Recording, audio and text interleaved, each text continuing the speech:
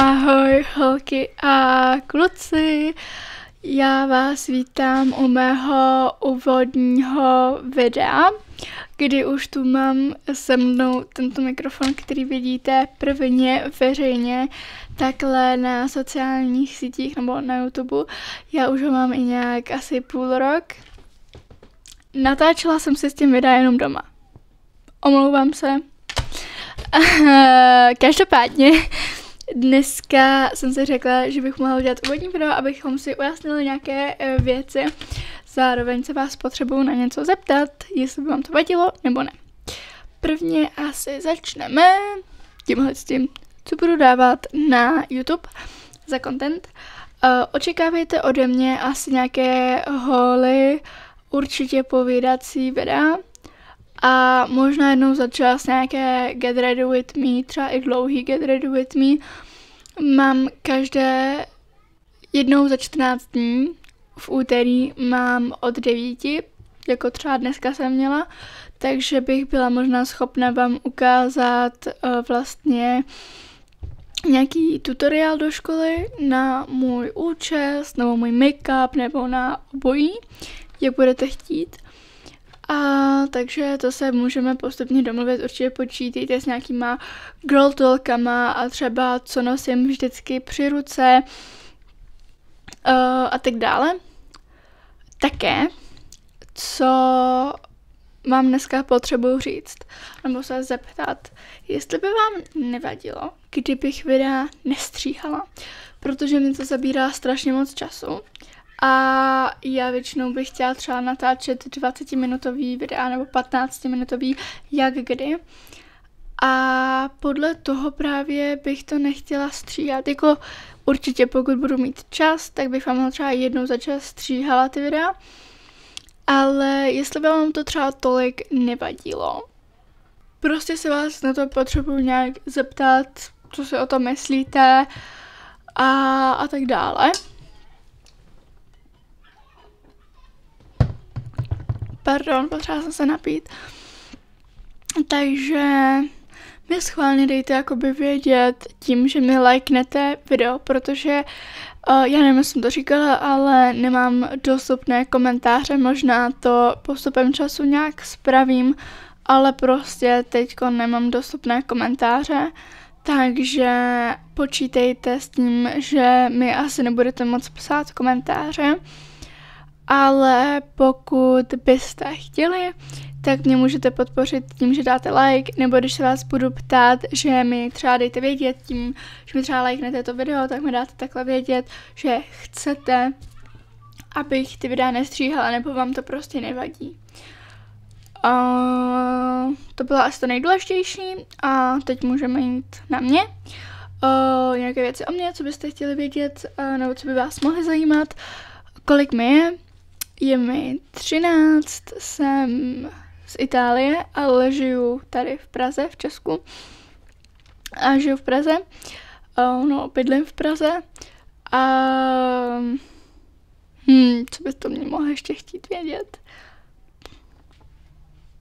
Jsem znamení Beran, narodila jsem se 13.4. a jsem rok 2012. Co ještě o mě můžete tak chtít vědět? Jsem extrovertka, kdybych se měla popsat 3 pozitivními slovy, tak jsem asi sympatická. Dalo by se říct, že hodně kamarádská. Tím pádem to znamená, že se i ráda jakoby seznamuji s novýma lidma. Poznávám ráda nové lidi. A co taky ráda mám, tak je asi přemýšlím. Jo, už vím. Hodně mluvím. Guys, pokud je něco, já jsem zvyklá říkat guys, takže pokud by se vám to nelíbilo, tak se strašně moc omlouvám a můžete mi to třeba napsat na Instagram, kde se jmenuji VickyMiky612, kde natáčím prostě videa o životu a TikTok je VickyMiky 1712 neboli 1712 kde natáčím přesně třeba ty Get Ready With Me nebo nějaký radičky malý.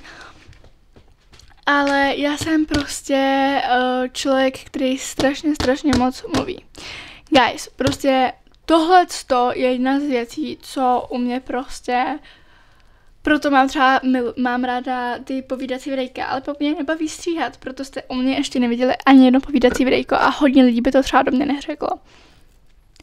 Jsem extrémně upovídaný člověk. Extrémně.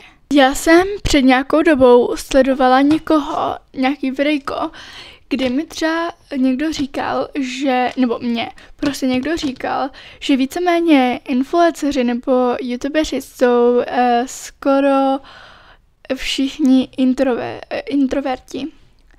Že jakoby přijde mi, já bych třeba do všech řekla, že jsou prostě extroverti.